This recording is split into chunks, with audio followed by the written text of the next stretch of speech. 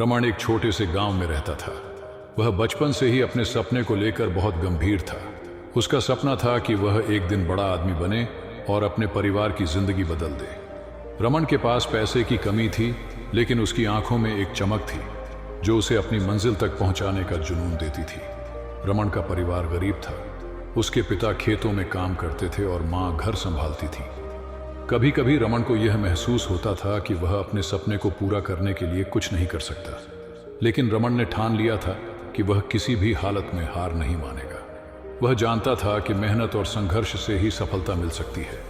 वह सुबह जल्दी उठता, फिर दिन भर घर के कामों में हाथ बटाता और रात को पढ़ाई करता। उसके पास अच्छी किताबें नहीं थी, लेकिन वह जो भी मिलती उनसे ही पढ़ता। एक दिन उसने अपने पिता से कहा, पापा, मैं इंजीनियर बनना चाहता हूं, क्या आप मुझे शहर भेज सकते हैं? पिता ने उसे देखा और कहा, बिल्कुल बेटा, लेकिन तुम्हें बहुत मेहनत करनी होगी।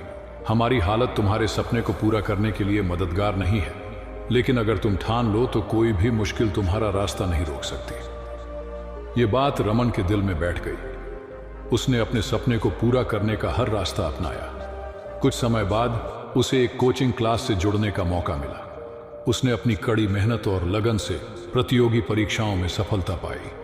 धीरे धीरे उसने शहर में इंजीनियरिंग कॉलेज में दाखिला लिया। शुरुआत में रमन को कई कठिनाइयों का सामना करना पड़ा, लेकिन उसने कभी हार नहीं मानी। उसने लगातार मेहनत की, किताबों में सिर घुसाए रखा और अपने लक्ष्य की ओर बढ़ता चला गया। जब भी कठिनाइयां न आईं, उसने सोचा, यह सिर्फ एक और परीक्षा है जिसे मुझे पार करना है।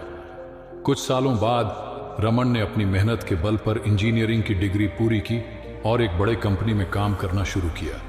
अब रमन का सपना सच हो चुका था, लेकिन उसने कभी भी यह नहीं भुलाया कि वह कहां से आया था।